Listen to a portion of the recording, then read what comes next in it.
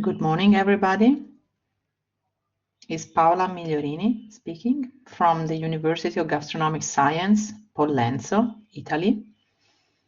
I'm going to present you a short class about social justice and food sovereignty.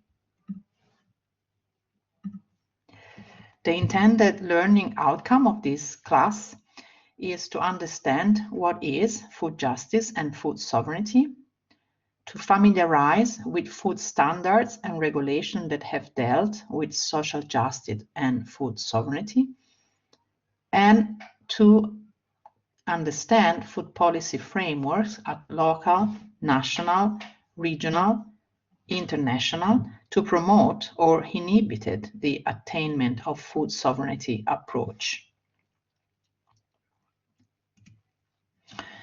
The content is divided in 4 sections. I will give an introduction about food justice, right to food, and food sovereignty, and we will look about definition. Then you will have to watch 2 videos and as much as possible to share among each other about those 2 videos' content and meaning and effect. Then we will go to transition towards agroecology and food sovereignty. And finally, I will explain the linkages between organic farming and social justice as an example of food and agro-food framework. Food justice is recognized as the food system that has a racial project and problematize the influence of race and class in the production, distribution, and consumption of food.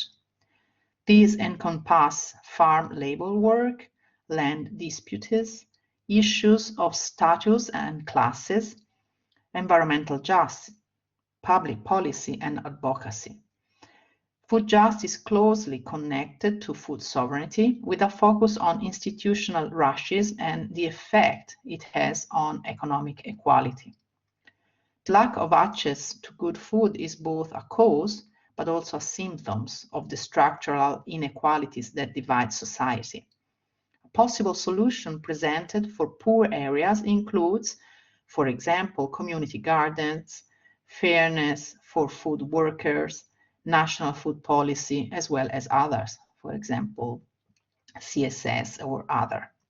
Below you find 3 quotes that would be useful for the one of you that want to expand the knowledge about this topic.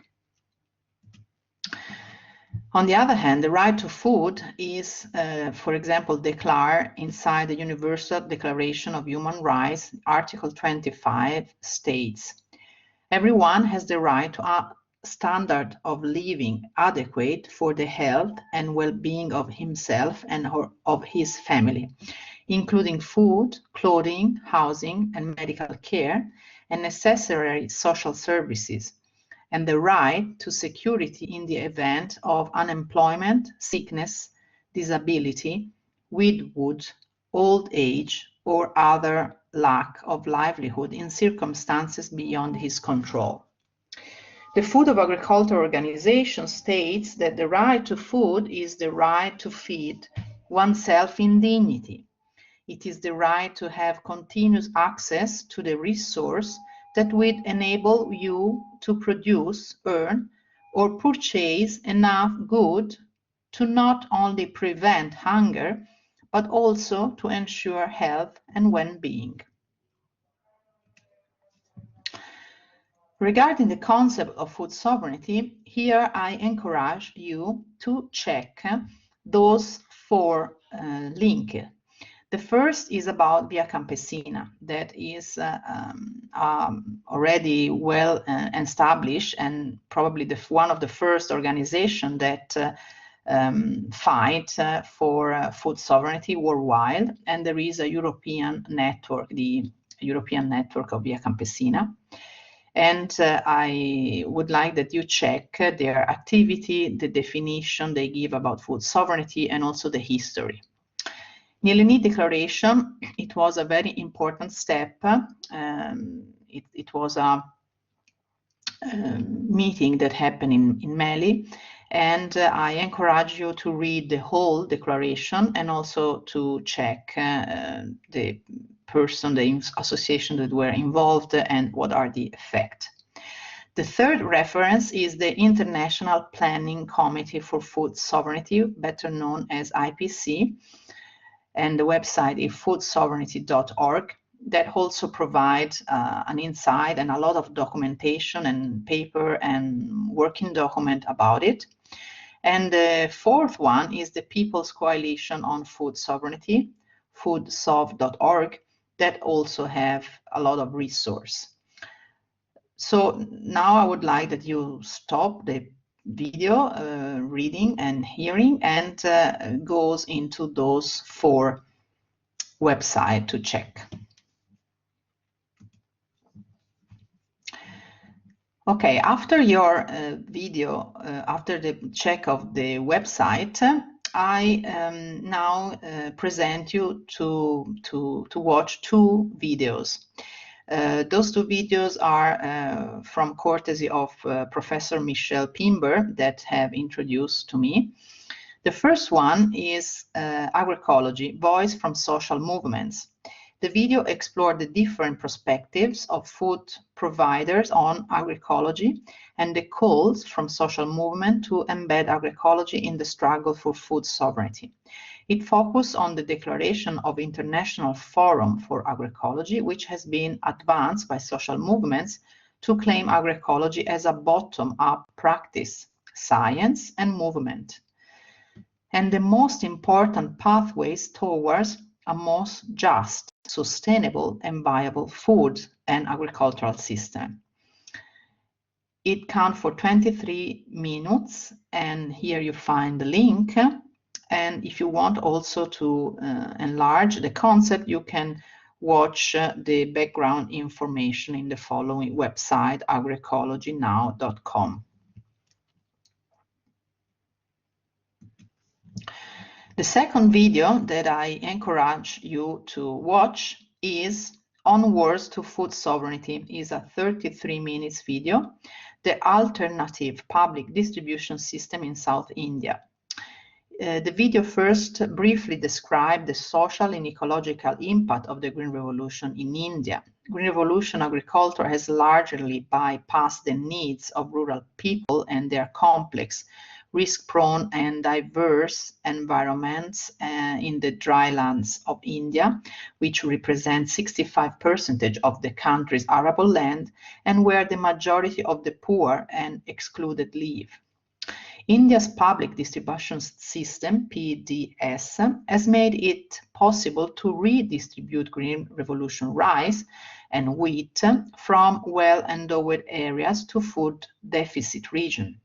However, the video shows how PDS cereals like rice and wheat have displaced drylands farmers from their agriculture, undermined the nutrition and food security of poorer communities, marginalized women farmers, robbed farmers of markets for their cereal, sorghum and millets, the local one, and eroded biodiversity important for food farming and ecosystem resilience. Here you find the link for the video. And again, if you want to have more information about Voice on Food Sovereignty in South India, you can check the second link. Have a nice time watching this video. Okay, after the video, I would like to explore with you different meaning, or anyhow the principle of food sovereignty, because food sovereignty is a multidimensional and multidisciplinary concept that refer to a process and also to an outcome. As a process, describe a movement, a democratic struggle to reach the outcome that is the agreed upon declaration of rights, code of ethics, and guiding principle. Food sovereignty refers to the right of a nation and peoples to control their own food economy, to decide how food is produced, consumed, processed, and distributed. Consequences of corporate food regime and free trade agreement are many. For example, the World grains are dominated like 80% by three main multinational. The same for maize seed market are in the hands of Monsanto and DuPont, as well as for another commodity, the US beef supply, 80% is controlled from three multinational. This is, as an example, is the seed industry structure that more and more through time has been centralized, and the seed company are very often the same that sell chemical inputs and also other external input needed for the high yielding varieties. The videos were talking about two examples outside Europe, but in Europe there is also a problem about food sovereignty. For example, one of the principles about food sovereignty is to have land access, and in Europe we have a clear land concentration because only 3% of farms own more than 50% of the land, and 75% of farmers are below 1 hectare and own roughly 10% of farm land. There are some international instruments that could support and develop, for example, land rights and more in general farmers' rights, and those are highlighted here. The United Nations Declaration on the Rights of Peasants and Other People Working in Rural Areas from 2018, the General Recommendation number 34 on the Rights of Rural Women by the United Nations Committee on the Elimination of Discrimination Against Women from 2016. The FAO Voluntary Guidelines for Securing Sustainable Small-Scale Fisheries from 2014. The CFS Voluntary Guidelines on the Responsible Governance of Tenure of Land, Fishery and Forest from 2012. And the United Nations Declaration on the Rights of Indigenous People from 2007. Those are examples, and I encourage you to search for them and look more closely to understand what are their potential implication and implementation also at national and regional level. Now I would like to pose some questions for discussion. For example, looking at the European context, the European Green Deal and Farm to Fork strategy are an opportunity for small-scale peasant farmers and young generation, and if yes, how and why? Another question is CAP reform. Will the future of CAP facilitate land access? And again, why and how this could happen? What is the role of innovation and digitalization to help small farmer? Very often innovation has been seen for farmer always like receiver, but farmer are also producer of innovation and also of technology. And finally, another example is the National Organic Action Plan. So at European level, there is the Organic Action Plan that poses for 2050, the 25% of the land should be converted into organic. And now the ministry of different nations in Europe are developing their implementation national plan, as well as the region. So how this could be developed? What are the implications? Now I would like to enter into the agroecology role to foster the transition to a more social just and food sovereignty agro-food system. The HLPA in 2019, so the United Nations panel of experts, define 13 principles that should guide the application of agroecological approach. The first principle is recycling. Then we have input reduction, soil health, animal health, biodiversity, synergy, economic diversification, co-creation of knowledge, social value and diets, fairness, connectivity, land and natural resource governance, participation. Those principles can guide the food system transformation level and transition pathway. Those 5-level concepts are taken from Gleesman, from his book in 2007. The first level is increase input use efficiency, reducing the use of costly, scarce, or environmental damaging external input, and we are at ecosystem level.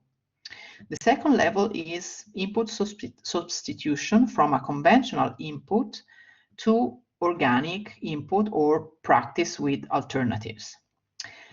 The third level is system redesign. The ecosystem so that is functions on the basis of a new set of ecological process that provide system resistance. These 3 levels are at agro-ecosystem level, at farm level. Then we enter into the food system level, so we come out from the boundaries of the farms and we enter in the level 4, that is a transformational level, where reconnecting the 2 most important parts of the food system, consumer and producers, through the development of alternative food networks, more direct connection. And finally, the 5th level is build a new global food system based on participation, localness, fairness, and justice. Those 5 levels can be reached with different action. The first 2 are specifically possible improving agroecological practice at agro-ecosystem level. The 3rd level needs a broader conversion, for example, to organic agriculture, for example, applying no-till, diversified crop rotation, agroforestry, biological pest control, and intercropping. So a long-term diversification system approach. The level number 4 needs a short supply chain, value-based supply chain, alternative food system, applicable at small, medium-scale farmer access to local regional market system with fresh product. And finally, the 5th is the fully sustainable agri-food system with fair trade agreements and market, non-power concentration in agri-food sector, circular economy, economy of relationship, and so a community, a relationship of person. Agroecological movement also in Europe are very present, with movement of peasant, indigenous people, agricultural worker, demand for food sovereignty and autonomies, and co-creation of knowledge and exchange. Looking at a paper written by Pablo Titonel in 2014, we can have food system transformation level and transition pathway at different steps. What is the 5 steps of Gleesman, no? From the current system, the conventional system, from the support of optimization, regulation, and also consumer drive can reach an eco-efficiency, so an improve in efficiency. Then the 3rd step is input substitution approach that can also be the first step for application of organic standards and certification. Then the next step is a fully system redesign approach that needs also additional supporting force like co-evolution of social movements and territorial development to reach the 5th step of agroecological landscape and food system. As an example, I would like to claim this call that a group of different associations included Agroecology Europe, IPES Food, IFOM International, FIBO, and ACT Alliance wrote in order to develop a unifying framework for food system transformation, a call for governments, private companies, and civil society to adopt the 13 agroecological key principle. So it's a call that I also invite you to sign if you want to, as an individual, that in view of the upcoming United Nations Food System Summit and other major international meeting, we call for an urgent food system transformation to meet the Sustainable Development Goals, the target of Paris Climate Agreement, and the Convention on Biological Diversity, as well as the United Nations Declaration on the Rights of Man and Other People Working in Rural Areas. So again, as a recap, the agroecological transition support the farmer from an improved efficiency, so to reduce the external input, that it's also typical of precision farming, to an input substitution approach that is also present, for example, in integrated pest management and conservation agriculture, to a full system redesign approach that is part of the organic farming and of the agroecological approach, that reach a system approach, strong input reduction, in particular external, agrobiodiversity, and sociocultural aspect. Finally, as a fourth topic, I would like to give you an example of organic farming in the framework of social justice. When we talk about organic farming in Europe, we can refer to two approaches. The first is the official legal one, that is the organic European regulation, that strictly speaking do not mention social issue, because European Union have other European regulation in place that target this issue. For example, social accountability, that is an auditable certification standard developed in 1997 by Social Accountability International, that encourage organizations to develop, maintain, and apply socially acceptable practices in the workplace. Another example of regulation is the SA 8000 standard. That is one of the world's first auditable social certification standard across all industrial sectors for decent workplace. It is based on the United Nations Declaration of Human Rights and the Convention of ILO from 2008. And spans industry and corporate codes to create a common language to measure social performance.